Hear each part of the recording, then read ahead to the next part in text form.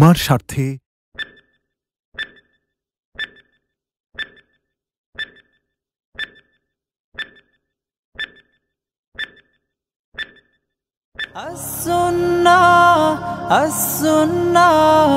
As-Sunnah Foundation. As-Sunnah Foundation. আসসালামু আলাইকুম ওয়া রাহমাতুল্লাহি ওয়া বারাকাতুহু। আলহামদুলিল্লাহ, সালাতু ওয়াসসালামু আলা রাসূলিল্লাহ বাদ। সুপ্রিয় দর্শক শ্রোতা ভাই বোন, দেশ কিংবা প্রবাস যে যেখান থেকে দেখছেন, আপনাদের সকলকে সাদর আমন্ত্রণ জানাচ্ছি আস-সুন্নাহ ফাউন্ডেশন স্টুডিও থেকে। আপনারা দেখছেন আস-সুন্নাহ ফাউন্ডেশন আয়োজিত সাপ্তাহিক সরাসরি প্রশ্ন উত্তরমূলক অনুষ্ঠান শরঈ সমাধানের 259তম পর্ব। প্রিয় দর্শক, অন্যান্য দিনের মতো আজও ইনশাআল্লাহ তাআলা আপনাদের সঙ্গে ঘণ্টা ব্যাপী থাকছি এবং আপনাদের করা জীবন জিজ্ঞাসার উত্তর কোরআন এবং হাদিসের আলোকে দেওয়ার চেষ্টা করছি। ওমা তৌফিক ইল্লা বিল্লাহ। আপনার যে কোনো জীবন ঘনিষ্ঠ প্রশ্ন আমাদের এই লাইভের মন্তব্যের ঘরে লিখুন। আমরা ইনশাআল্লাহ বিদিনিল্লাহ আপনাদের প্রশ্নের উত্তর দেওয়ার আপনার চেষ্টা অব্যাহত রাখব। আপনারা এই লাইভ অনুষ্ঠানটি দেখতে পাচ্ছেন আমাদের ভেরিফাইড ফেসবুক পেজে, আমাদের ভেরিফাইড ইউটিউব চ্যানেলে এবং আমাদের অন্যান্য ভেরিফাইড ফেসবুক পেজ এবং চ্যানেলসমূহে একযোগে। যে কোনো জায়গায় প্রশ্ন করলেই আমরা ইনশাআল্লাহ আপনাদের প্রশ্নের উত্তর দেওয়ার চেষ্টা করব। যে সমস্ত প্রশ্নের উত্তর একান্ত দেওয়া সম্ভব হবে না সময় স্বল্পতার কারণে, সে সমস্ত প্রশ্নের উত্তর ইনশাআল্লাহ রিপ্লাইয়ের ঘরে আমাদের ওলামা ইকরাম অ্যাডমিনগণ আপনাদেরকে কাল পরশুর মধ্যে দেওয়ার চেষ্টা করবেন, আল্লাহ তাআলা তাদেরকে তৌফিক দান করলে। প্রিয় দর্শক, জ্ঞানের এই অনুষ্ঠানটি অন্যদের জানবার সুবিধার্থে আমরা শেয়ার করে দিতে না বলি। আল্লাহ আমাদের সবাইকে সে তৌফিক দান করুন। লাইভের শুরুতেই আস-সুন্নাহ ফাউন্ডেশনের কিছু আপডেট সাধারণত আপনাদেরকে আমরা জানিয়ে থাকি। তার ধারাবাহিকতায় আমরা আপনাদেরকে জানাতে চাই যে আলহামদুলিল্লাহ গতকাল 1 মে আস-সুন্নাহ ফাউন্ডেশন আয়োজিত হজ প্রশিক্ষণ 2025 অনুষ্ঠিত হয়েছে রাজধানী ঢাকার ফার্ম গেটের কৃষিবিদ ইনস্টিটিউটে। সেখানে আলহামদুলিল্লাহ সকাল 9টা থেকে বিকেল 3:30টা পর্যন্ত চমৎকার একটি সময় আমরা কাটিয়েছি 1000 হাজি সাহেবদের সাথে, কাবার পথযাত্রীদের সাথে। আলহামদুলিল্লাহ কাটানোর সময়গুলোতে তাদেরকে হজ এবং উমরা বিষয়ে 400 স্লাইডের পাওয়ার পয়েন্ট প্রেজেন্টেশনে আলহামদুলিল্লাহ বোঝানোর চেষ্টা করা হয়েছে এবং সেই সাথে তাদেরকে দেওয়া হয়েছে বিভিন্ন রকমের হাদিয়া এবং উপহার আস-সুন্নাহর তরফ থেকে। আগামীকাল ইনশাআল্লাহ একইভাবে সকাল 9টা থেকে বিকেল 3টা পর্যন্ত চট্টগ্রামের ইঞ্জিনিয়ার্স ইনস্টিটিউশনে হজ প্রশিক্ষণ হবে এবং সেখানে 7 শতাধিক হজ যাত্রীগণ ইনশাআল্লাহ অংশগ্রহণ করবেন। এছাড়া আস-সুন্নাহ ফাউন্ডেশনের অন্যান্য কার্যক্রমগুলো যথাযথ চলমান আছে। আস-সুন্নাহ ফাউন্ডেশন মসজিদ কমপ্লেক্সের কাজও চলমান আছে। আপনাদের দোয়া আমাদের খুব বেশি প্রয়োজন। জাযাকুমুল্লাহ খায়রা। চলুন আর বিলম্ব না করে আপনাদের যে সমস্ত প্রশ্ন ইতিমধ্যে আমরা পেয়ে গেছি সেগুলোর উত্তর দেওয়ার পালায় আমরা প্রবেশ করি। আমি প্রথমত দেখতে পাচ্ছি সম্প্রতি বজ্রপাতে বিভিন্ন স্থানে বেশ কিছু মানুষ মারা গেছেন। বজ্রপাতে মৃত্যুকে অনেকেই অশুভ মনে করেন, সত্যি এটা অশুভ কিনা?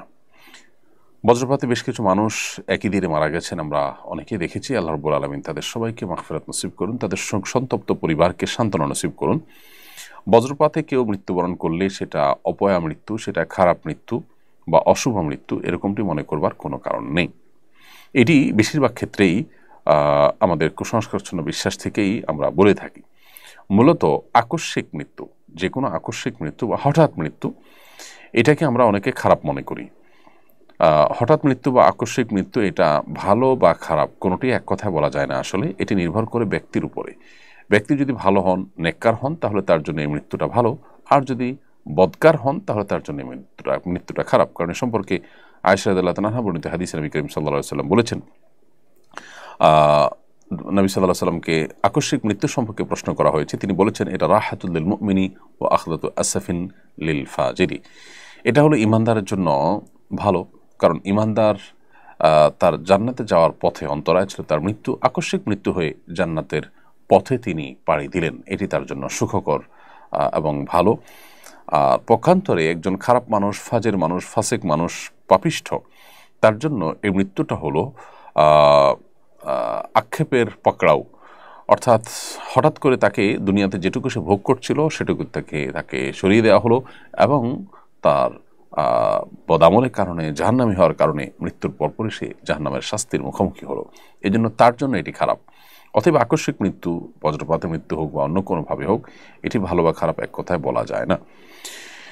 শেখ তারিকুল ইসলাম আপনি লিখেছেন, আমার মামা কিছুদিন আগে রোড অ্যাক্সিডেন্টে মারা যান।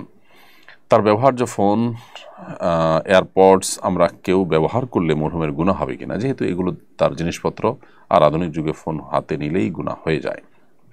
প্রথম কথা হলো ভাই তারিকুল ইসলাম, আমরা মোবাইল ফোন বা যে কোনো ডিভাইস ব্যবহার করলে আল্লাহর নাফরমানি যেন না হয় সেটা আমাদের সর্বাবস্থায় খেয়াল রাখতে হবে। আপনারা যারা এগুলো ব্যবহার করছেন বা তার ওয়ারিস বা তার পরিবার সদস্যদের মধ্যে থেকে যারা এগুলো ব্যবহার করছেন, তার দিক চিন্তা করা ছাড়াও হারাম থেকে বেঁচে থাকার চেষ্টা তাদের মধ্যে থাকতে হবে।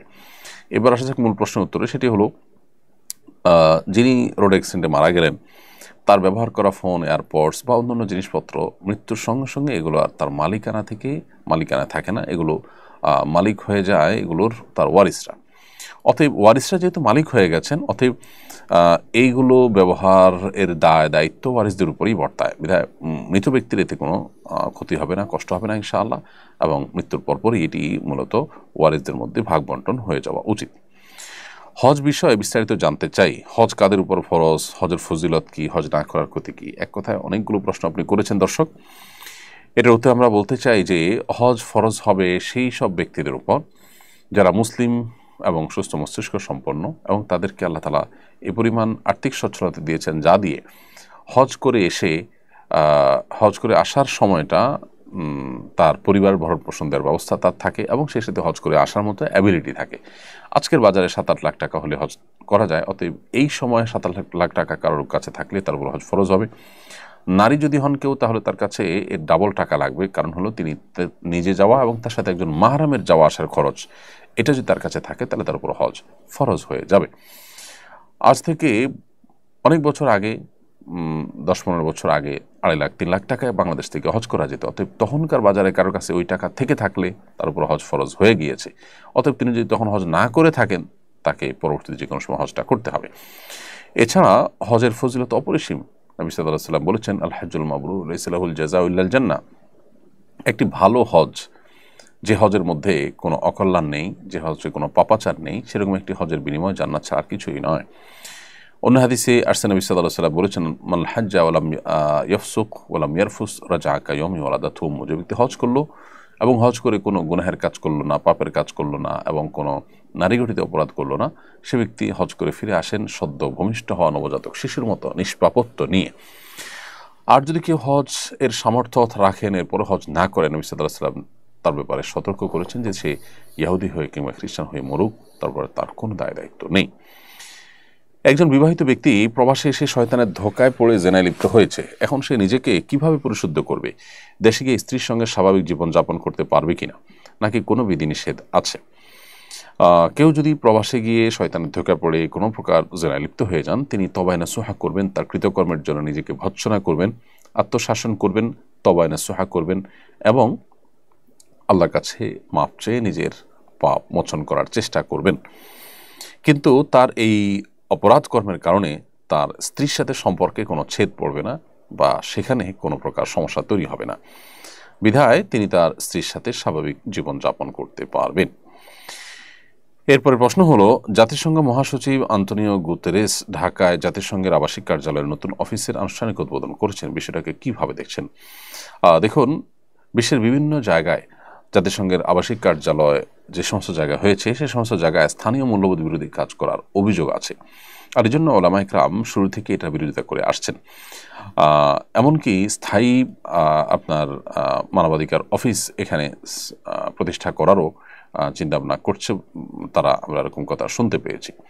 তো এই বিষয়গুলোতে জাতির কাণ্ডারি যারা, তাদের দায়িত্বশীল আচরণ করা দরকার এবং দূরদর্শী পদক্ষেপ তাদের ফেলা দরকার।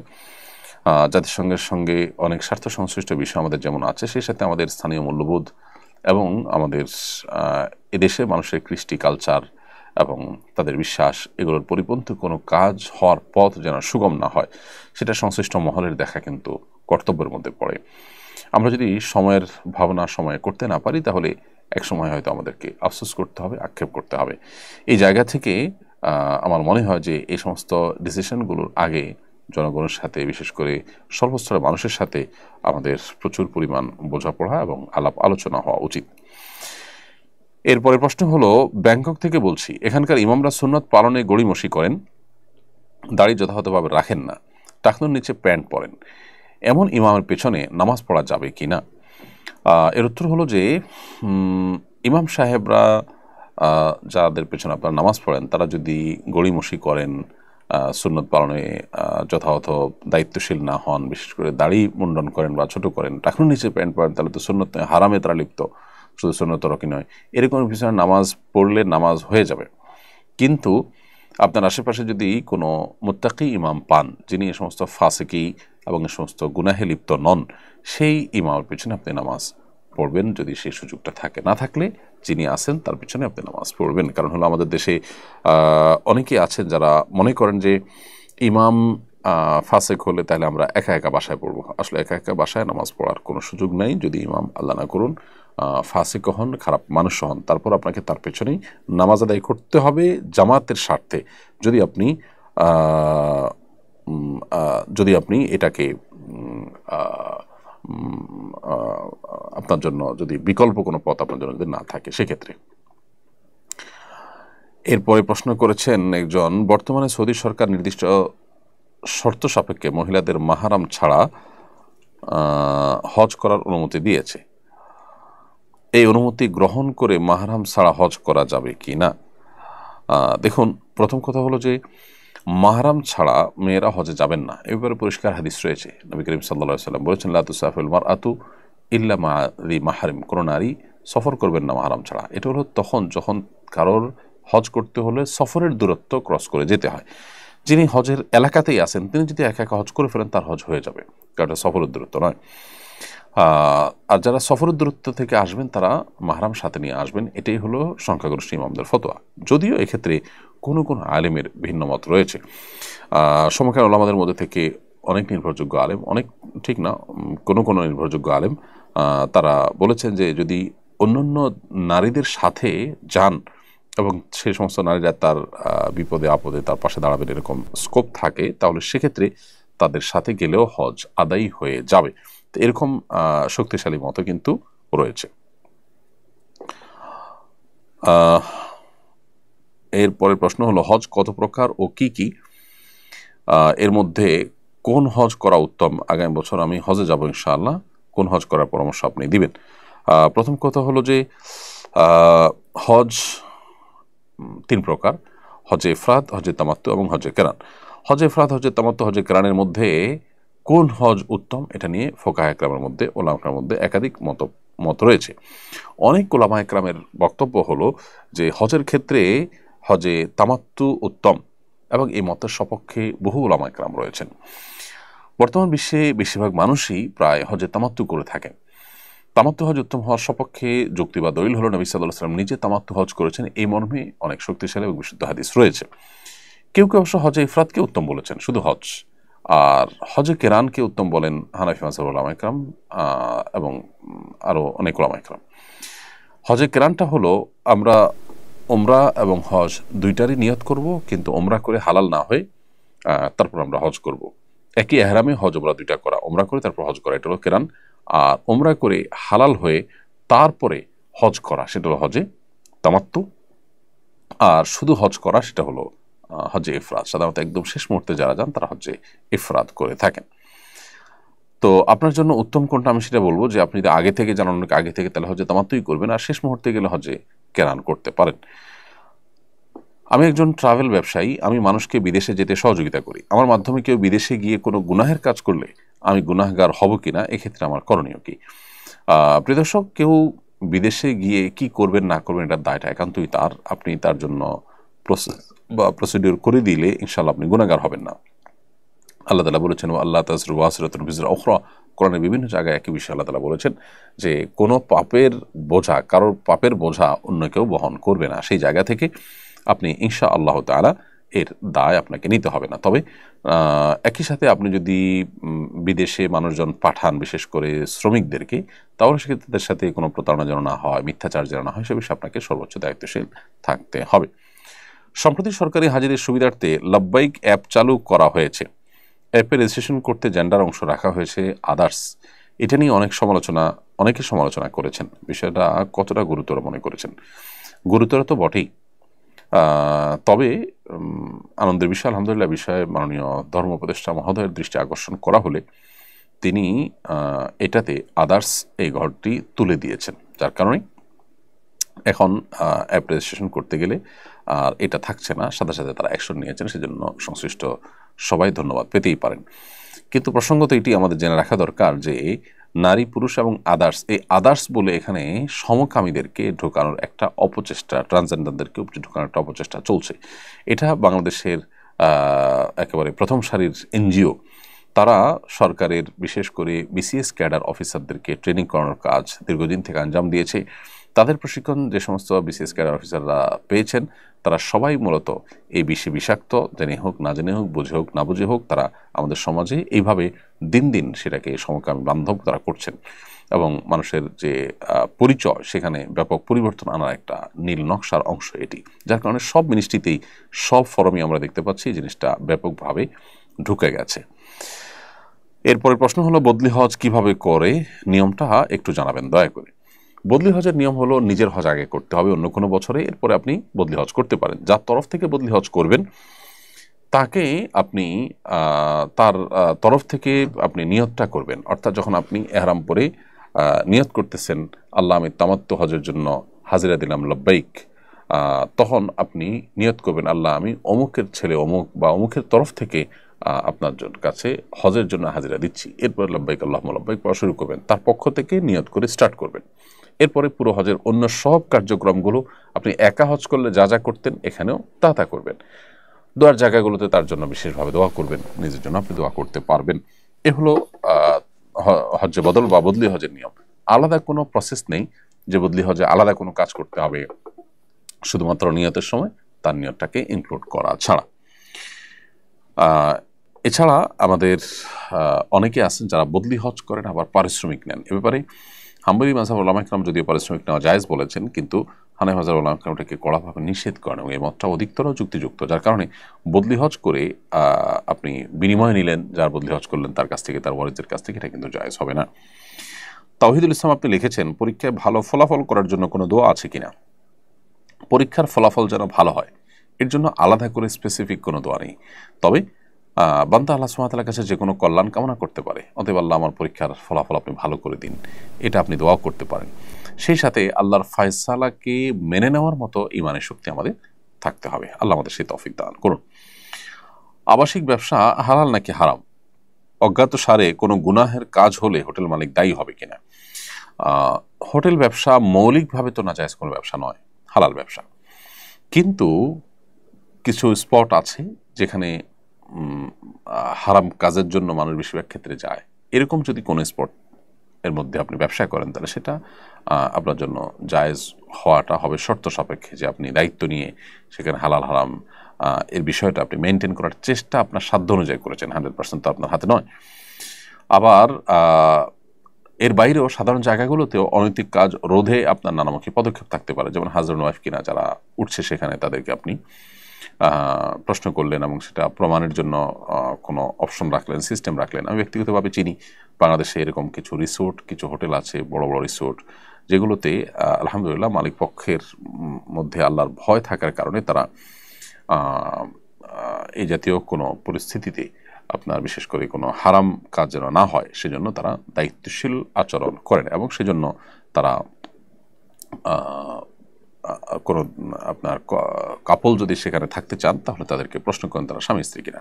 অন্তত মুখে স্বামী স্ত্রী যদি বলে, অথবা কোনোভাবে মিনিমাম প্রমাণ করার কোনো বই না থাকে, কাবির নামে তো মানুষ ঘুরে না, অন্য কোনোভাবে যদি কোনোভাবে প্রমাণ করা যায় বা দেখে বোঝা যায় তাহলে সেক্ষেত্রে তাদেরকে আপনি ভাড়া দিলেন। আর যদি মনে হয় যে না তারা এখানে কোনো পাপাচারের জন্য এসেছে তাহলে তাদেরকে আপনি অ্যাভয়েড করলেন। এতটুকু যদি আপনি দায়িত্বশীলতার পরিচয় দেন, আশা করা যায় ইনশাআল্লাহ আপনার জন্য এটি হালাল হবে।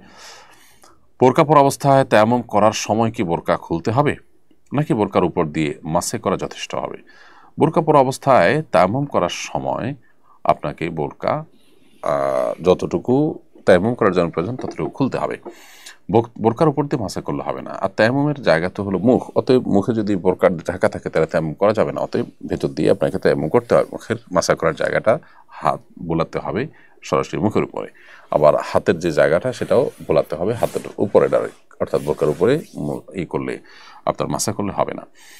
আমি হজে যাব, হজের পেমেন্ট করার জন্য অফিস থেকে অ্যাডভান্স টাকা নিয়েছি, এই টাকায় হজ করলে হজ কবুল হবে কিনা?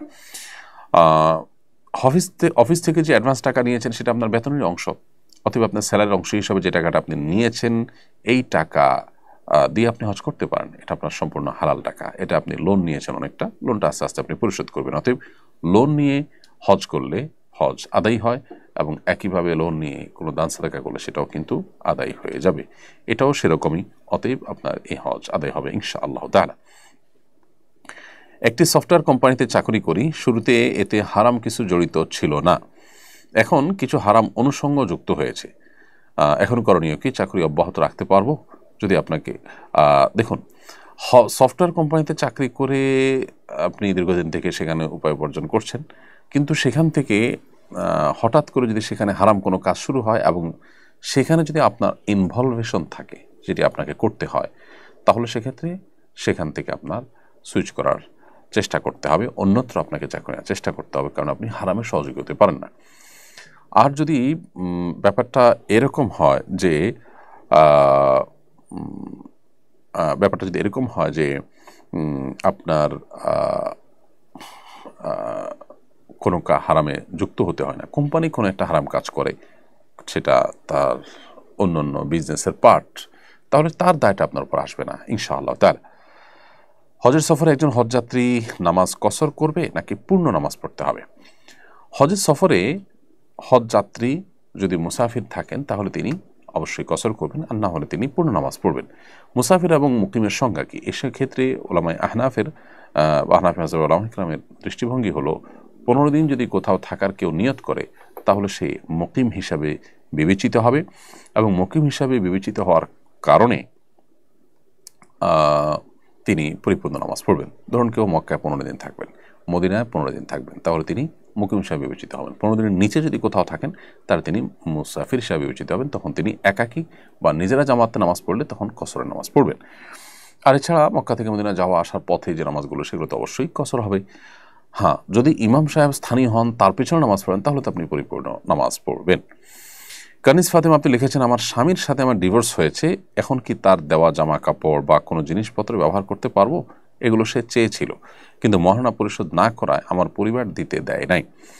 বোন কানিস ফাতেমা, আপনার স্বামী আপনাকে যদি এমন কিছু দেয় যেটার মালিকানা তিনি তার হাতে, তিনি আপনাকে ব্যবহার করতে দিয়েছেন, এরকম যদি হয় তাহলে সেক্ষেত্রে সেগুলো তাকে ফেরত দিতে হবে, ডিভোর্সের পর সেগুলো তাকে ফেরত দিতে হবে। আর যদি এমন কিছু হয় যেগুলো আসলে আপনাকে তিনি ব্যবহার করতে দেননি, বরং আপনাকে মালিক বানিয়ে দিয়েছেন, এরকম যদি হয় তাহলে সেক্ষেত্রে সেগুলো ফেরত দিতে হবে না। আর মহারণা যদি তিনি পরিশোধ না করে থাকেন তাহলে তার সম্পদ থেকে আপনার মহারণা বাবদ যে পরিমাণ টাকা হবে সেই পরিমাণ জিনিস আপনি রেখে দিতে পারবেন, তার অতিরিক্ত হলে সেটা কিন্তু আপনার জন্য জায়েজ হবে না। কারণ ইমানদার সব ক্ষেত্রে আল্লাহকে ভয় করে চলবেন, হিসেব করে চলবেন, তার কোনো পদক্ষেপ যেন হারাম না হয়, কারোর অধিকারকে যেন খর্ব না করে, কারোর হককে যেন নষ্ট না করে, সে বিষয়ে আমাদেরকে দায়িত্বশীল হতে হবে। আল্লাহ আমাদেরকে সেই তৌফিক দান করুন। আবার একই সাথে কিছু জিনিস আছে যেগুলো আসলে মানুষ সাধারণত একসাথে দিয়ে দেয়, সেগুলো বলতে হয় না যে এটা একসাথে দিয়েছেন নাকি সাময়িক সময়ের জন্য দিয়েছেন। তো এরকম যদি হয় তাহলে সেক্ষেত্রে আপনি অবস্থা দৃষ্টি আপনার আলামত দেখে সিদ্ধান্ত নেবেন যে এটা তিনি একসাথে দিয়েছেন কিনা। অবশ্য তিনি যদি পরিষ্কার করে বলেন যে না আমি একসাথে দেইনি, তাহলে তার কথাই ধর্তব্য হবে এবং প্রযোজ্য হবে, সেটি আমাদেরকে মাথায় রাখতে হবে। ডিভোর্সের পর দেখা যায় অনেক সময় পারস্পরিক জেদাজেদির পর্যায়ে আমরা চলে যাই, এবং সেই জায়গা থেকে আমরা অনেকেই দায়িত্বশীলতার সাথে এখানে আমানতদারিতার সাথে পারস্পরিক লেনদেনটা করতে পারি না। এখান থেকে আমাদের সরে আসতে হবে একজন ভালো মুসলিম হতে হলে। সঞ্জিদা জাহান আপনি লিখেছেন, একই বিষয় ভিন্ন ভিন্ন সময় কসম করলে তারপর কসম ভাঙলে কয়টি কাফারা দেওয়া লাগবে? একই বিষয় ভিন্ন ভিন্ন সময় আপনি একাধিক কসম করলে অনেক ওলামাদের মধ্যে একটি কাফারাই যথেষ্ট হবে। যেমন সৌদি আরবের শেখ বিন বাজ রাহিমাহুল্লাহ সহ অনেক ওলামা ইকরাম, হাম্বলি মাযহাবের ওলামা ইকরাম অনেকে বলেন এটি। কিন্তু এর বিপরীতে বাংলাদেশের ওলামা ইকরাম তথা ওলামায়ে আহনাফ তাদের দৃষ্টিতে বিশুদ্ধ মত অনুযায়ী আপনাকে ভিন্ন ভিন্ন কাফারা দিতে হবে। যতবার কসম করবেন প্রত্যেকটা কসম ভঙ্গের জন্য আলাদা আলাদা কাফারা আপনাকে দিতে হবে। আমি আমার ভাইদের সাথে কোরবানির গরুর সাথে আমার ছেলের আকিকা দিতে চাই, এভাবে তো অনেকেই দেয়। আমাদের কোরবানি দেওয়ার মতো সামর্থ্য নেই, এখন কি তাহলে এভাবে দিব না? দয়া করে উত্তর দেবেন। আপনার ভাইদের সাথে আপনি যে কোরবানির গরুর সাথে ছেলের আকিকা দিতে চান, এটাতে অনেকগুলো আমাদের মতো আকিকা হয়ে যাবে, কিন্তু অনেকগুলো আমাদের মতো আকিকা হবে না। কারণ নবী করিম সাল্লাল্লাহু আলাইহি যারা বলেন হবে না, তাদের যুক্তি হলো যে নবী করিম সাল্লাল্লাহু আলাইহি সাল্লাম কোরবানি এবং আকিকা কোরবানির ক্ষেত্রে 7 ব্যক্তির তরফ থেকে যথেষ্ট হয়ে বলেছেন, আকিকার ক্ষেত্রে এরকম কোনো কথা বলেন নাই। যারা বলেছেন যে দুইটাই যথেষ্ট হয়ে যাবে, আকিকা এবং কোরবানি একই গুরুত্ব দিলে আদায় হয়ে যাবে, তাদের মত হলো যে কোরবানি এবং আকিকা একই ধরনের ইবাদত। তো এখানে যেহেতু মতপার্থক্য আছে, অধিকতর সতর্কতামূলক মত হবে আকিকা আলাদা দেওয়া, কোরবানির গরুর সাথে আকিকা মিশিয়ে না দিয়ে আলাদা দিতে পারলে সেটা হবে সবচেয়ে উত্তম এবং নিরাপদ। ফারজানা আক্তার মৌ আপনি লিখেছেন, অতিরিক্ত মোটা ব্রু হালকা প্লাগ করলে কি গুনাহ হবে? আপনার ব্রু যদি অনেক বেশি মোটা হয়, দেখতে দৃষ্টিকটু হয়, আপনার কাছে ত্রুটিপূর্ণ মনে হয়, অস্বাভাবিক মনে হয়, তাহলে সেক্ষেত্রে স্বাভাবিকের চেয়ে মোটা হওয়ার কারণে সেটাতে আপনি ব্রু প্লাগ করে যদি স্বাভাবিক করার চেষ্টা করেন, সেটা হবে আপনার পার্ট অফ ট্রিটমেন্ট, চিকিৎসার অংশ, সেটা জায়েজ। কিন্তু যদি সেটা না হয়, বরং গতানুগতিক যে সাজসজ্জা সেটা করতে গিয়ে আপনার আর্টিফিশিয়াল ভাবে আপনি আপনার সৌন্দর্য সৃষ্টি করার জন্য যদি মৌলিক পরিবর্তন আনতে চান, সেটা কিন্তু জায়েজ হবে না। কি পরিমাণ টাকা থাকলে কোরবানি ওয়াজিব হবে? ফোকায়ে হানাফের মতে সামর্থ্যবান সচ্ছল ব্যক্তিদের জন্য কোরবানি ওয়াজিব। সচ্ছল ব্যক্তি বলতে তাদেরকে বোঝানো হয়েছে যাদের উপরে জাকাত ফরজ হওয়ার মতো অর্থ যাদের কাছে আছে। জাকাত ফরজ হওয়ার মতো অর্থ বলতে 83 গ্রাম রূপা অথবা 52.5 ভরি রূপা, এটার মালিকানা যার কাছে আছে, এই রূপা কেনার মতো টাকা যার কাছে আছে, অর্থাৎ 80 থেকে 85 হাজার প্লাস মাইনাস এক এক সময় রূপার দাম উঠে নামে, সেটার হিসাব অনুযায়ী আপনি ঠিক করবেন। তো এইভাবে যদি রূপা আপনার এইভাবে যদি আপনি নিসাবের মালিক হন ইয়ের দিনগুলোতে, কোরবানির দিনগুলোতে, তাহলে আপনার পরে কোরবানি ওয়াজিব হবে। রানী বেগম আপনি লিখেছেন, সিজারের বাচ্চা চুল 7ম দিনে না কাটলে কোনো সমস্যা হবে কিনা? পরে কেটেছে, চুলের পরিমাণ স্বর্ণ টাকা দান করা যাবে কিনা? বাচ্চার 7ম দিনে চুল কাটাটা হলো মুস্তাহাব। অতএব কোনো কারণে এটা যদি অসুবিধা মনে করেন, বাচ্চার সমস্যা হতে পারে, অথবা সিজারিয়ান বাচ্চা, ডাক্তারের অনুমোদন নাই, অথবা সামহাও কোনো কারণে কাটতে পারেন নাই, তো পরে কাটবেন, কোনো অসুবিধা নেই। 7ম দিনের কাটাটা ফরজ ওয়াজিব কিছু না, তবে মুস্তাহাব। পরে কাটলেও হয়তো মুস্তাহাবটা আদায় হলো না, জাস্ট এটুকু। আর চুলের পরিমাণ স্বর্ণ অথবা রূপা দান করা সেটাও মুস্তাহাব, যার কারণে আপনি সেই ইয়েটা আপনার চুলটা যখনই কাটবেন তখনই সেটার ওজন পরিমাণ স্বর্ণ বা রূপা বা তার মূল্য আপনি দান করে দিবেন। এটি সুনানে তিরমিজি বর্ণিত একটি হাদিসে আলী ইবনে আবি তালিব রাদিয়াল্লাহু তাআলা থেকে বর্ণিত হয়েছে। তিনি বলেছেন যে আক্কা রাসূলুল্লাহ সাল্লাল্লাহু আলাইহি ওয়াসাল্লাম আনিল হাসান শাদ, নবী সাল্লাল্লাহু আলাইহি ওয়াসাল্লাম তার নাতি হাসান রাদিয়াল্লাহু তাআলার পক্ষ থেকে একটি ছাগল কোরবানি করেছেন। ওয়াকালা ইয়া ফাতিমা ইহলিকি রাহসা, এবং বলেছেন, হে ফাতেমা, তুমি হাসানের মাথা মুন্ডন করে দাও। ওয়া তাসাদ্দাকি বিজিনাতি শারিহি ফিদ্দা, এবং তার চুলের ওজন পরিমাণ রূপা আল্লাহর রাস্তায় দান করে দাও।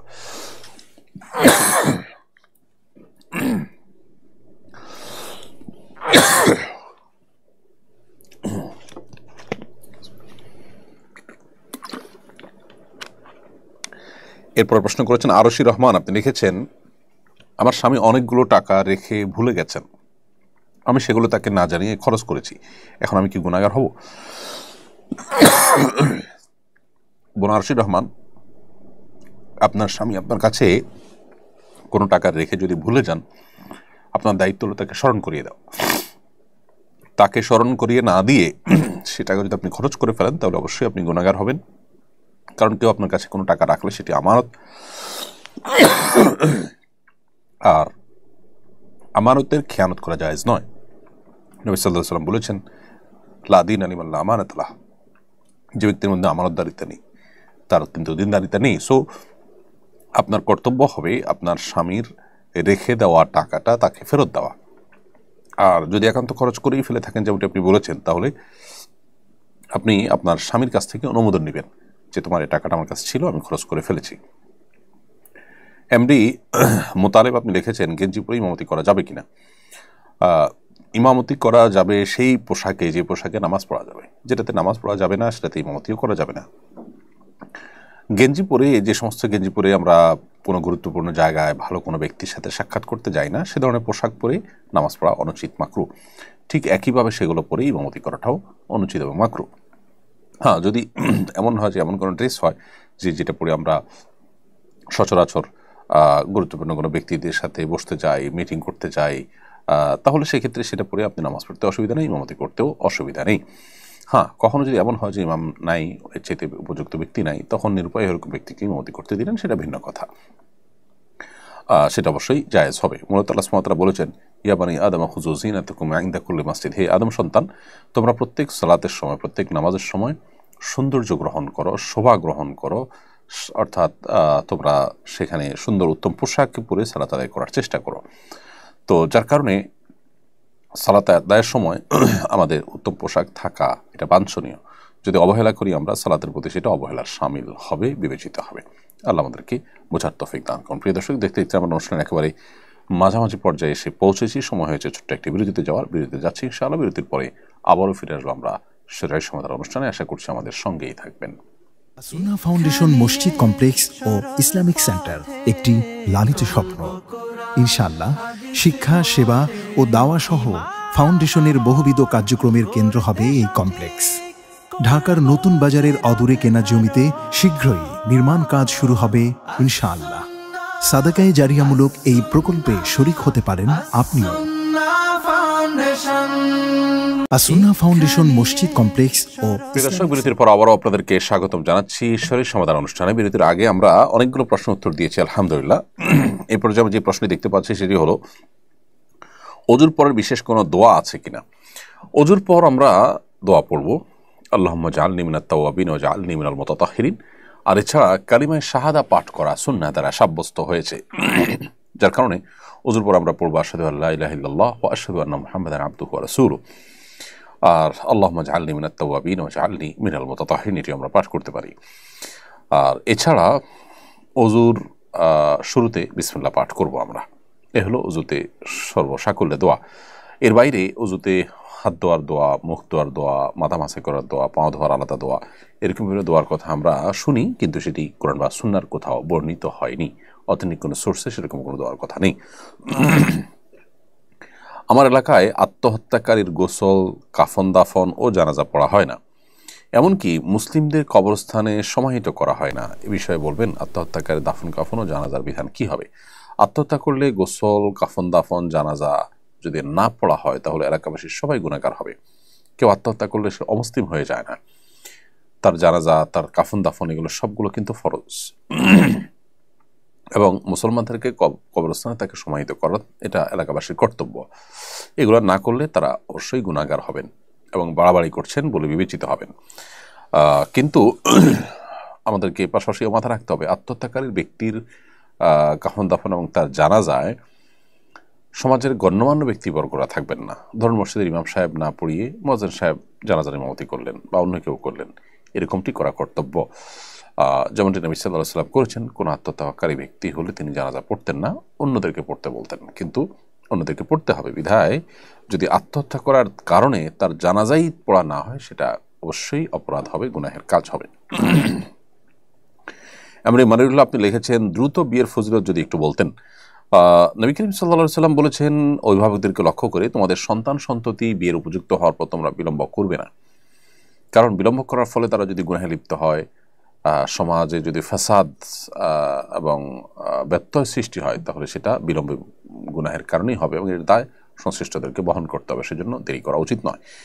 আল্লাহ রাব্বুল আলামিন কাউকে যখন মহরের টাকা জোগাড় করা এবং স্ত্রীর ভরণ পোষণের মিনিমাম আয়োজন করবার শক্তি সামর্থ্য দিবেন, তখনই তার বিয়ে করার চেষ্টা করা কর্তব্য।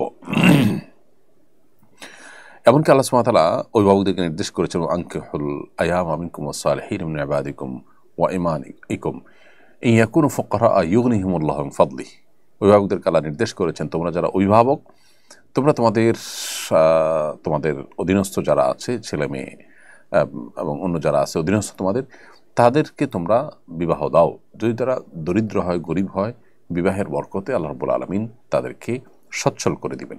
এই আয়াত থাকার পরও যদি আমরা আর্থিক অজুহাতে, পায়ে দাঁড়াবার অজুহাতে বিবাহ বিলম্ব করে, সেটা হবে আমাদের কোরআন হাদিসের খেলাফ আমল করা। ইসলামিক ইনফ্লুয়েন্সাররা অনেক সময় বিনোদন ও ধর্ম মিশ্রিত কন্টেন্ট বানান, এতে দিনী বার্তা হালকা হয়ে যাচ্ছে কিনা?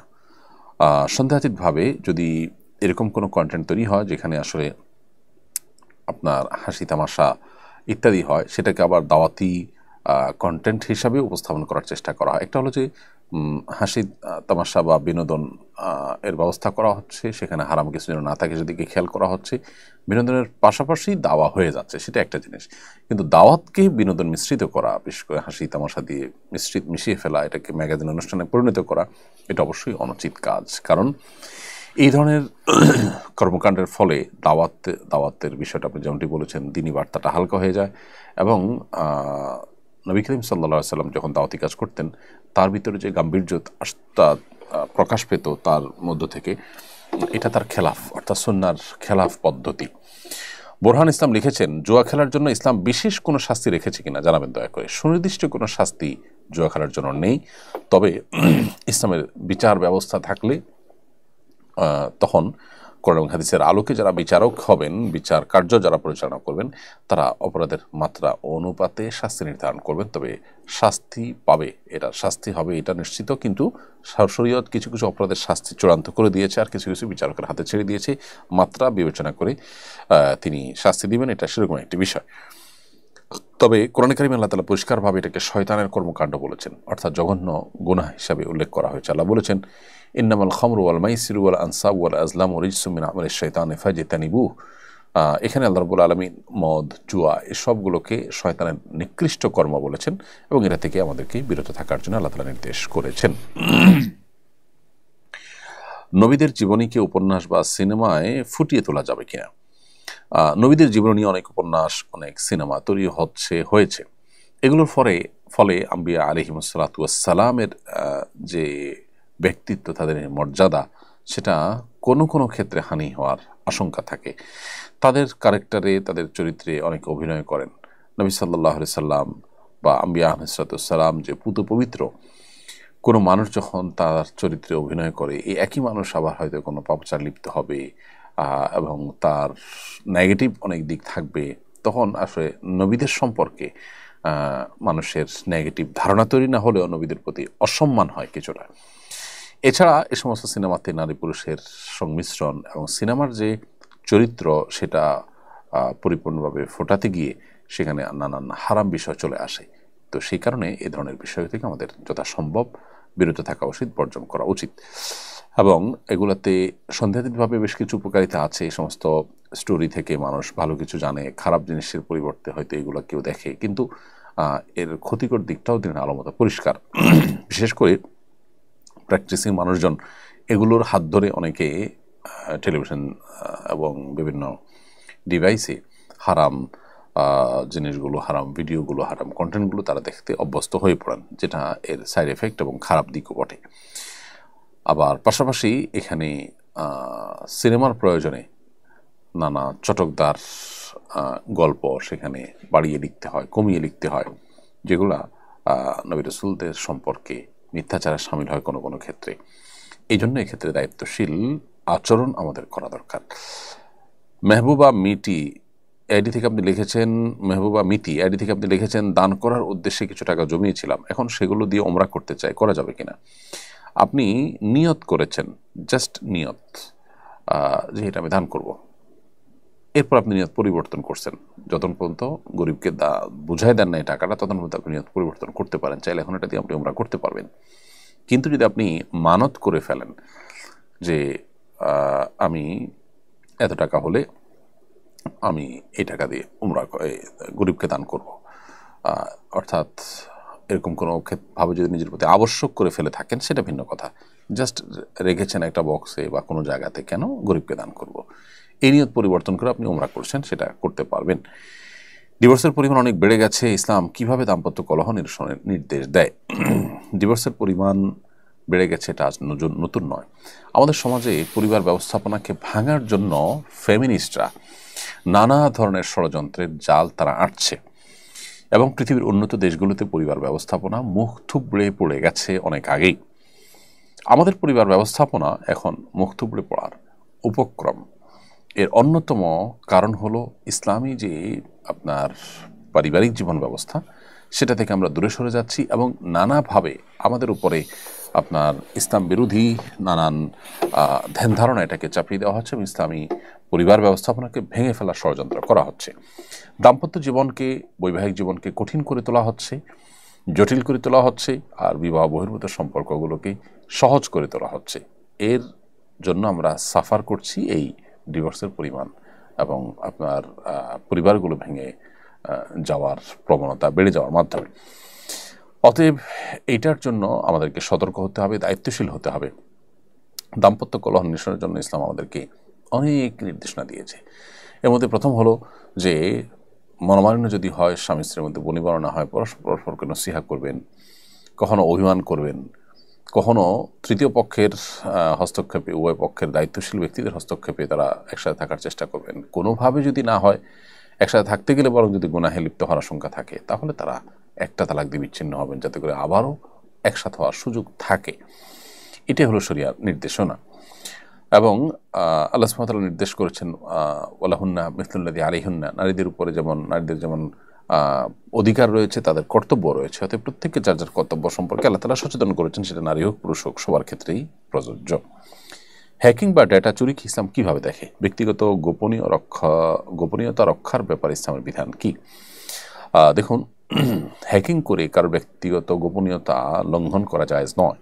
আল্লাহ সুবহানাহু ওয়া তাআলা সূরা হুজুরাতে বলেছেন, ওয়ালা তাজাসসু, তোমরা একে অন্যের পেছনে লেগে থাকবে না, তোমরা একে অন্যের পেছনে ছিদ্রান্বেষণ করতে যাবে না। তাছাড়া এই সমস্ত ডেটা চুরি, হ্যাকিং, এগুলো এক প্রকার চুরি। এগুলো অ্যাসেট, এগুলো ভ্যালুয়েবল অ্যাসেট, যার কারণে সেগুলো যখন আপনি চুরি করছেন সেটা চুরি হিসেবে বিবেচিত হবে এবং তার জন্য আপনাকে গুনাহগার হতে হবে। আব্দুল্লাহ ইবনে ওমর রাদিয়াল্লাহু তাআলা আনহু নবী সাল্লাল্লাহু আলাইহি ওয়াসাল্লাম থেকে এই হাদিস বর্ণনা করেছেন।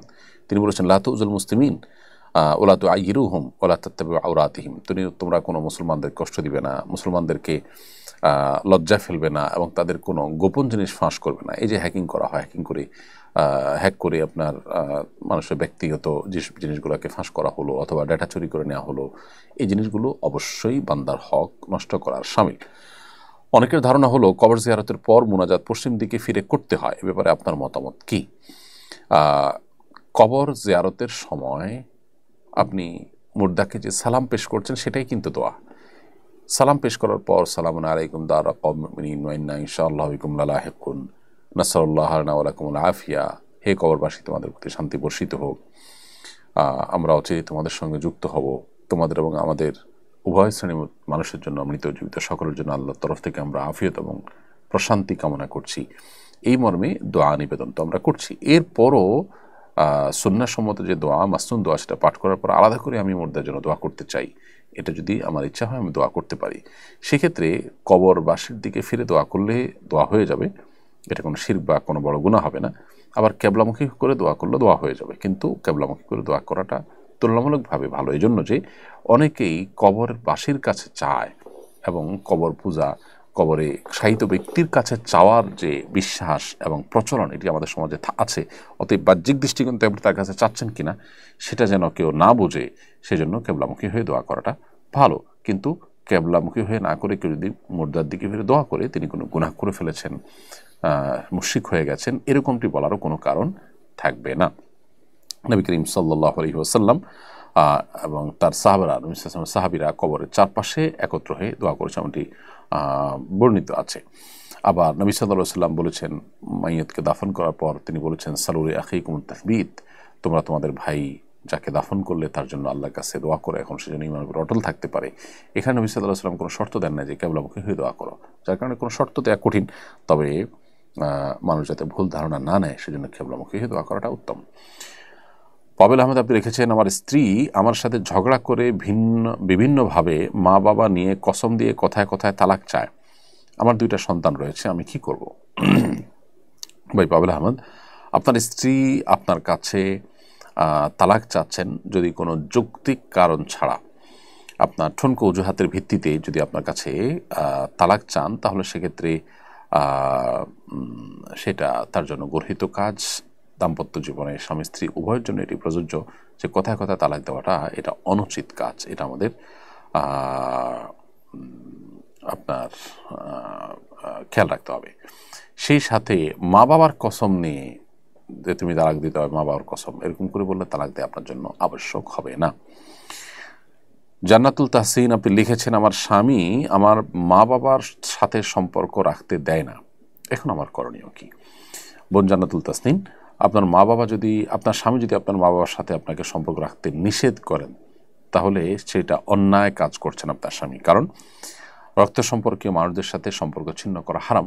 মা বাবা রক্ত সম্পর্কীয় মানুষগুলোর সর্বশীর্ষে, অতএব তাদের সাথে সম্পর্ক রক্ষা করা আপনার জন্য ফরজ।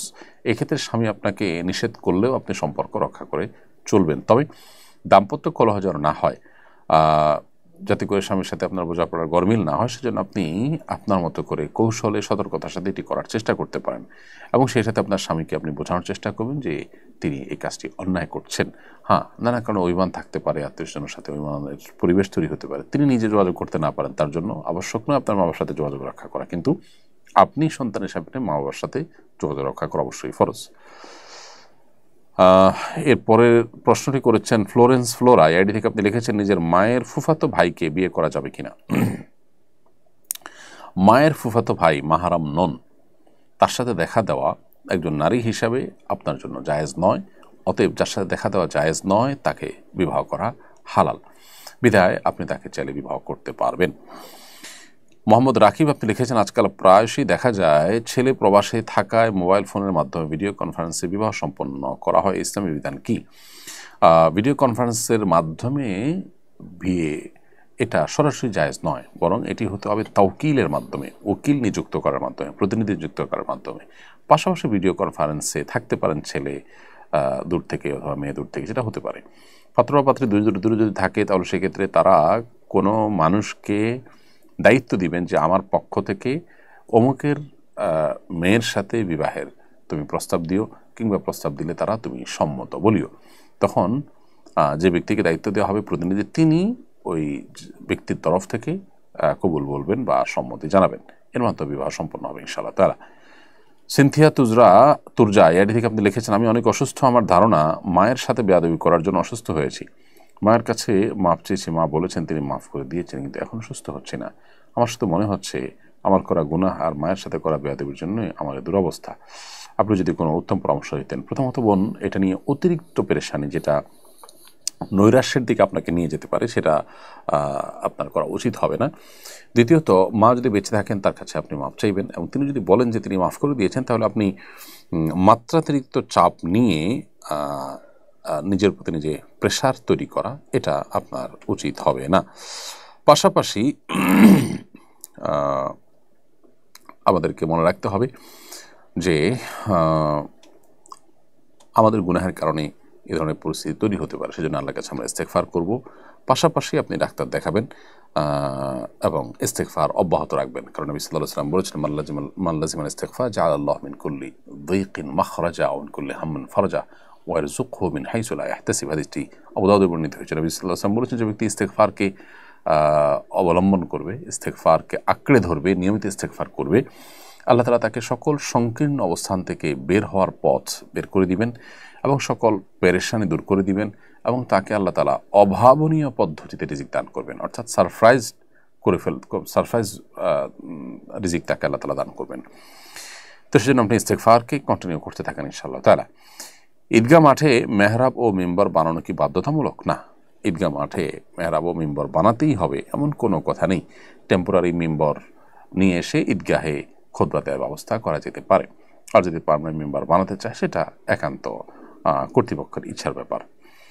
এমডি আলমগীর আপনি লিখেছেন, দুখুল মসজিদে এবং ফজরের সুন্নত নামাজের নিয়ত কি একসঙ্গে করা যাবে? হ্যাঁ, একসঙ্গে করা যাবে।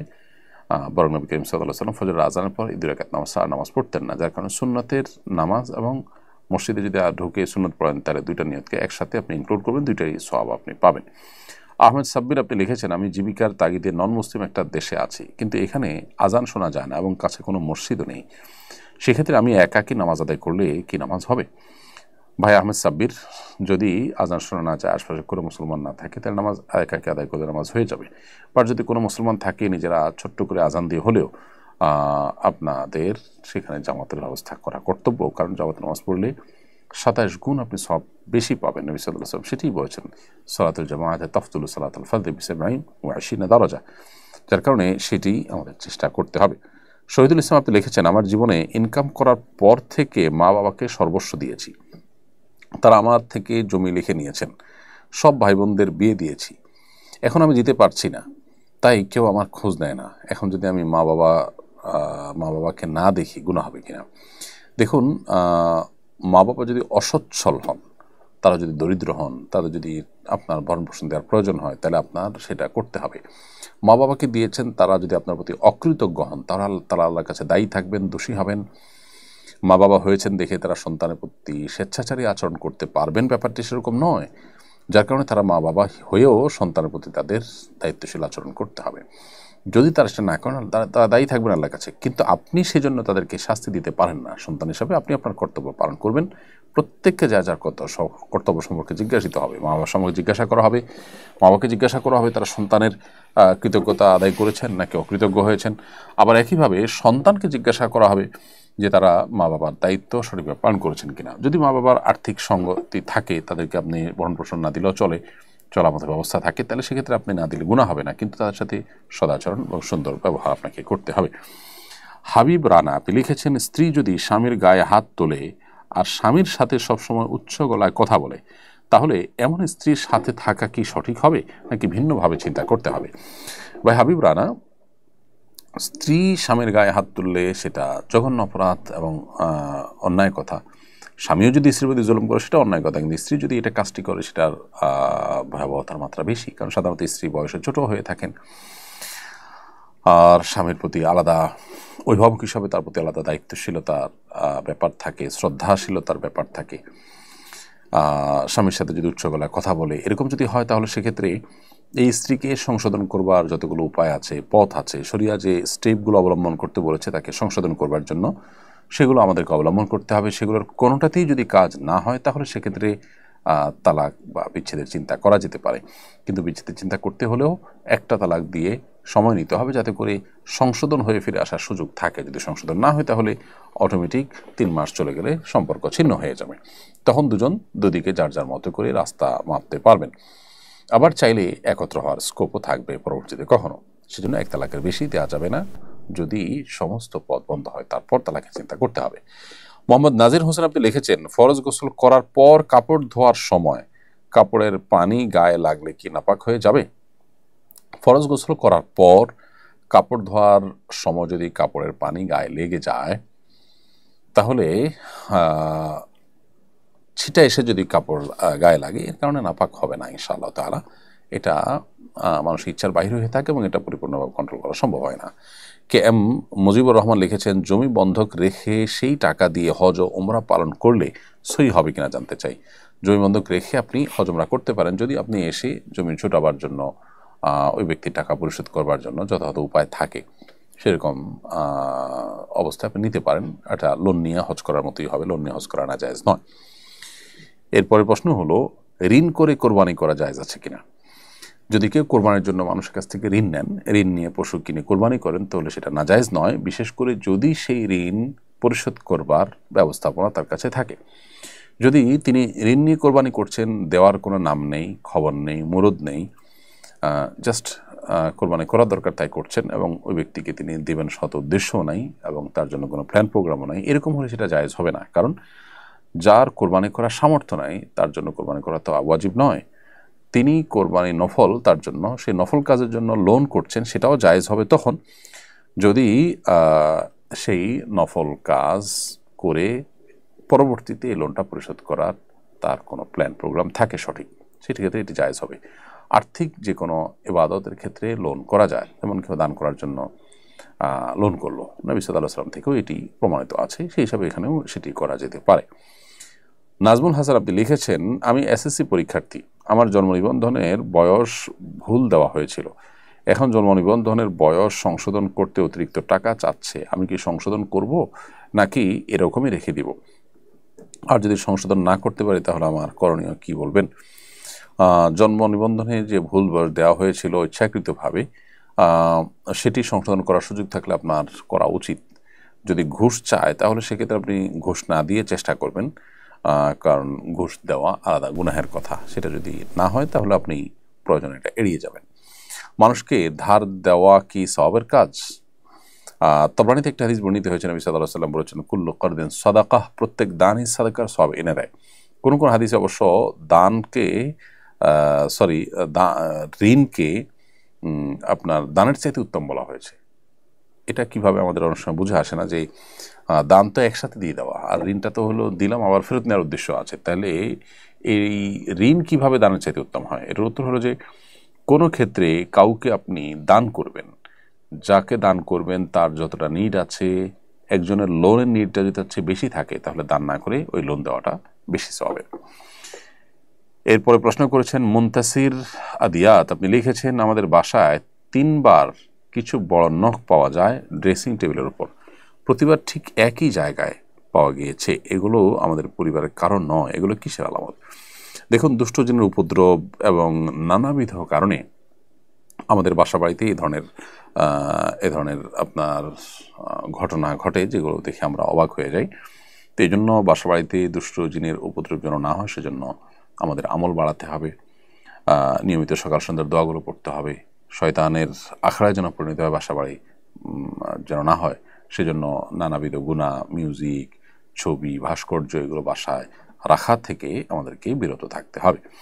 নাসরুদ্দিন চৌধুরী লিখেছেন, আমার ছেলের আকিকা 6 দিনের দিন হয়েছে, আকিকা সঠিক হয়েছে কিনা জানতে চাই। 7ম দিনে আকিকা করা মুস্তাহাব, 6ষ্ঠ দিনে আকিকা করলে আকিকা হয়ে গেছে, কিন্তু মুস্তাহাব ছিল 7ম দিন, সেটা হয় নাই, জাস্ট এইটুকু। আব্দুল মোমেন, আপনি লিখেছেন, ব্যাংকে টাকা রেখে সুদের টাকা যদি দান করে দেই আমার কি গুনাহ হবে?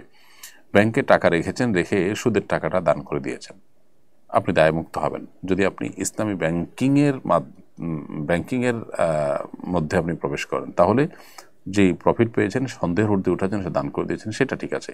কিন্তু ইচ্ছাকৃতভাবে সুদী ব্যাংকে টাকা আপনি রাখছেন, লেনদেন করছেন কোনো বিশেষ বাধ্যবাধকতা ছাড়া, তাহলে সেটা আপনার জন্য নাজায়েজ। কারণ সুদী ব্যাংকে আপনি টাকা পয়সা লেনদেন করে মূলত সুদের যে প্রতিষ্ঠা, সুদের যে প্রচারণা, সুদের যে আপনার কাজ কারবার, সেটার সহায়কের ভূমিকায় আপনি অনেকখানি অবতীর্ণ হয়ে গেছেন। সেই জায়গা থেকে এটা আপনার করা উচিত। তবে হ্যাঁ, আপনি সুদের টাকা সেটা নিজে ভোগ না করে গরিবকে দিয়ে দিয়েছেন, তাতে আপনি সুদ খান নাই, এতটুকু বলা যায়। কিন্তু সুদী কারবার যারা করে তাদের সাথে আপনার সহযোগিতাটা হয়ে গেছে, সেটা আরেকটা গুনাহ, যদিও মূল সুদের গুনাহ থেকে আপনি মুক্ত হবেন এর মাধ্যমে।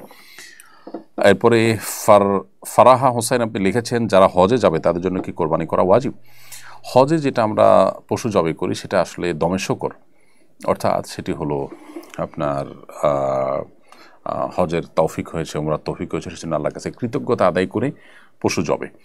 এটা কিন্তু কোরবানির ঈদের দিনে যে কোরবানি সেটা নয়, যার কারণে সচ্ছল ব্যক্তি হলে তার তরফ থেকে আলাদা করে কোরবানি করতে হবে। তিনি নিজে যেখানে আছেন সেখানে যেমন করতে পারেন, আবার তার দেশে যেখানে আছেন সেখানে তার তরফ থেকে কোরবানি তার পরিবারের মাধ্যমে তিনি করতে পারেন। এরপরে প্রশ্ন করেছেন শাহনাজ মনি, আপনি লিখেছেন, নামাজ পড়তে মন চায় না, সবসময় অলসতা কাজ করে, কি করব? বোন শাহনাজ মনি, এটা আমাদের পাপাচার করতে করতে করতে হয়ে থাকে যে আমাদের নেক আমলের প্রতি আগ্রহ কমে যায়। সেজন্য তওবা করতে হবে আল্লাহর কাছে খাঁটি অন্তরে, এবং সালাতের গুরুত্ব বুঝতে হবে, এবং মুত্তাকি নেককার আল্লাহভীরু মানুষদের সান্নিধ্য এবং সংস্রবে খুব বেশি বেশি উঠা বসা করতে হবে। এর ফলে ইনশাআল্লাহ বিদিন ইবাদতের প্রতি আকর্ষণ তৈরি হবে। গুনাহ জারিয়া করলে কি আর তার তওবা কবুল হবে? জানাবেন দয়া করে। এমন কোনো গুনাহ নেই যে গুনাহ করলে আসলে তওবা কবুল হবে না। মানুষ যদি ভুল বুঝতে ফিরে আসে, আল্লাহ তাআলা তওবা কবুল করবেন ইনশাআল্লাহ বিদিনিল্লাহ। হ্যাঁ, কেউ যদি গুনাহ জারিয়া করে ফেলেছেন, এমন গুনাহ যেটার ধারাবাহিকতা চলমান, তাহলে সেক্ষেত্রে সেই গুনাহের ধারাবাহিকতা বন্ধের চেষ্টা তিনি করবেন, তাহলে সেই গুনাহ থেকে প্রকৃত অর্থে তওবা করা হবে। যদি তার বন্ধের যে প্রক্রিয়া সেটা, অর্থাৎ এটার মূলটাকে বন্ধ করার যদি চেষ্টা তিনি করে না করেন, তাহলে সেক্ষেত্রে তিনি কিন্তু দায়ী থেকে যাবেন। হ্যাঁ, এমন হতে পারে যে তিনি চেষ্টা করেছেন কিন্তু বন্ধ করতে পারেন নাই, তার হাতে নেই জিনিসটা, তাহলে সেক্ষেত্রে আল্লাহর কাছে তার খাঁটি অন্তরের তওবা কবুল হতে পারে এবং আল্লাহ তাকে মাফ করতে পারেন ইনশাআল্লাহ তাআলা। পুরাতন ফোন ক্রয় বিক্রয় করা হালাল কিনা? পুরাতন ফোন ক্রয় বিক্রয় করা হালাল, যে কোনো পুরান জিনিস বিক্রি করা যায়, নতুন জিনিস যেরকম বিক্রি করা যায় পুরাতন জিনিস এরকম কেনাবেচা করা যাবে। এমন কোনো কথা নেই যে পুরাতন জিনিস হলে সেটা কেনাবেচা করা যাবে না। লিমন শেখ লিখেছেন, আমি একজন প্রবাসী, অমুসলিমদের হাতের রান্না করা খাবার খাওয়া যাবে কিনা? রান্না কে করেছে সেটা দেখার বিষয় না, দেখতে হবে খাবারটা হালাল কিনা। মুসলিম বা অমুসলিম যে কারোর হাতের রান্না খাওয়া যাবে যদি খাবারটা হালাল হয়। যদি অমুসলিমদের রান্না করা খাবার খেতে সন্দেহ থাকে যে তারা কোনো হারাম মিশিয়ে থাকতে পারে, এরকম কোনো অমুসলিম যদি হয় তাহলে সেক্ষেত্রে সেটা অ্যাভয়েড করবেন, সেটা ভিন্ন বিষয় এবং সেটাও সতর্কতামূলক। সেটা খাওয়া হারাম হবে না যদি আপনি হারাম আছে এমনটি নিশ্চিত না হন, তবে সন্দেহ থেকে অবশ্যই দূরে থাকার চেষ্টা করতে হবে। কেউ যদি জাদুটোনা করে স্বামী থেকে স্ত্রীকে আলাদা করে দেয় তাহলে কি স্বামী স্ত্রীকে পাওয়ার জন্য কোনো আমল করতে পারবে বা কোনো জাদুটোনা করতে পারবে? স্বামী স্ত্রীর মধ্যে বিচ্ছেদের জন্য কেউ যদি এরকম কোনো কাজ করে তাহলে স্বামী স্ত্রী পরস্পর সেই জাদু কাটাবার জন্য বিভিন্ন রকমের রাকিদের শরণাপন্ন হবে। তারাও আবার কি জাদুটোনা করতে যাবে না, সেটা উচিত হবে না। অন্যায়ের বিপরীতে অন্যায় করবেন না। আরিফুল ইসলাম রাহাত লিখেছেন, আমাদের এলাকার জুমার নামাজে মসজিদের ভেতর জায়গা ভরাট হয়ে গেলে মসজিদের পাশে একটা বিল্ডিংয়ের গ্যারেজে মসজিদের মাইকের আওয়াজ শুনে সবাই নামাজ পড়ে, এক্ষেত্রে নামাজ হবে কিনা? যদি নামাজের কাতার সেখানে সংযুক্ত হয়ে যাওয়া যায়, মাঝখানে কোনো গ্যাপ না থাকে, পৃথক বাড়ি, কোনো কানেকশন নাই, এরকম যদি হয় তাহলে কিন্তু নামাজ হবে না। যদি গ্যাপ না থাকে, কানেকশন হয়ে যায়, তাহলে নামাজ হয়ে যাবে। জাহানারা তামান্না লিখেছেন, স্বামী যদি স্ত্রীকে বলে আমি তোমার বাবা, তাহলে কি কাফারা দিতে হবে? এটা কি উদ্দেশ্যে বলেছে সেটা দেখতে হবে। এরকমটি বলা এটা জেহারের অন্তর্ভুক্ত, জেহারের অন্তর্ভুক্ত হলে সেটি কাফারা প্রযোজ্য হওয়ার মতো বিষয়। এরপর প্রশ্ন হলো, ফজরের ফরজ নামাজ পড়ার পর সাথে সাথে কি সুন্নত পড়া যাবে? সাথে সাথে পড়লে আদায় হয়ে যাবে, বাট সতর্কতা হবে যদি আপনি সূর্য ডুবা পর্যন্ত অপেক্ষা করেন, সূর্য ডুবার 15-20 মিনিট পরে পড়েন অথবা জোহরের আগে পড়েন, তাহলে সেটা হবে সবচেয়ে উত্তম। হাসান রাফি লিখেছেন, বেসিনে উজু করার সময় মাথা মাসা করার পর যদি পা বাথরুমে গিয়ে ধুই তাহলে কি উজু হবে? হবে, কোনো অসুবিধা নেই। বোন হুমায়রা হাসান লিখেছেন, আমার স্বামীর দাড়ি সাদা হয়ে যাচ্ছে, আমার দেখতে ভালো লাগে না, তাই আমি তাকে কালো রং দিতে বলি, এতে কি গুনাহ হবে? কালো রং না দিয়ে মেহেদি দিয়ে কালার করবেন বা অন্য কোনো কালার দেবেন, কারণ নবী সাল্লাল্লাহু আলাইহি ওয়াসাল্লাম বলেছেন, জান্নিবু হাদা শাইবা ওয়া গায়্যিরু হাদা শাইবা ওয়া জান্নিবু সাওয়াদ, তোমরা চুল দাড়ি সাদা হয়ে গেলে সেটাকে কালার দ্বারা পরিবর্তন করো। সাদা চুল দাড়ি রাখা এটা পছন্দ করতেন না, ইহুদিরা এটি করতেন। তো এটাকে অন্য কোনো কালার দিয়ে পরিবর্তন করতে হবে, কিন্তু এর মানে এই নয় যে কালো কালার দিয়ে করা যাবে। কালো কালার দিয়ে করাটা যে নিষেধ রয়েছে সেটি আমাদেরকে অ্যাভয়েড করতে হবে। প্রিয় দর্শক, দেখতে দেখতে অনুষ্ঠানে আমরা একেবারে শেষ প্রান্তে চলে এসেছি এবং আজও আলহামদুলিল্লাহ অনেকগুলো প্রশ্ন উত্তর, আমরা প্রায় 70টি প্রশ্ন উত্তর আজকে দেওয়ার চেষ্টা করেছি। যে সমস্ত প্রশ্ন উত্তর দেওয়া সম্ভব হয়নি আমাদের ওলামা ইকরাম এডমিনগণ ইনশাআল্লাহ বিদিন অফিস টাইমে আপনাদেরকে রিপ্লাইয়ের মাধ্যমে সেগুলোর উত্তর দেওয়ার চেষ্টা করবেন। এছাড়া আসন্ন ফাউন্ডেশনের অফিস টাইমে টেলিফোনে ফোন করে আপনাদের প্রশ্ন উত্তর জানতে পারবেন। আমরা যেখানে থাকি না কেন আল্লাহ রাব্বুল আলামিন আমাদেরকে ভালো রাখুন, নিরাপদে রাখুন, শান্তিতে রাখুন, আল্লাহর আনুগত্যে এবং নেক আমলের সাথে রাখুন, সেই দোয়া রব্বুল কারীমের কাছে ব্যক্ত করছি। আমাদের দেশকে আল্লাহ তাআলা নিরাপদ রাখুন এবং আশপাশের দেশের বা বিশ্বের যে কোনো মুসলমানদেরকে আল্লাহ তাআলা নিরাপদ রাখুন, ভালো রাখুন, সেই দোয়া রব্বুল কারীমের কাছে ব্যক্ত করে আজকের মতো এখানে শেষ করছি। দেখা হবে ইনশাআল্লাহ আগামী পর্বে একই সময়। আল্লাহ আমাদের সে পর্যন্ত সবাইকে সুস্থ রাখুন। জাযাকুমুল্লাহু খাইরা। আসসালামু আলাইকুম ওয়া রাহমাতুল্লাহি ওয়া বারাকাতুহু। সুন্নাহর সাথে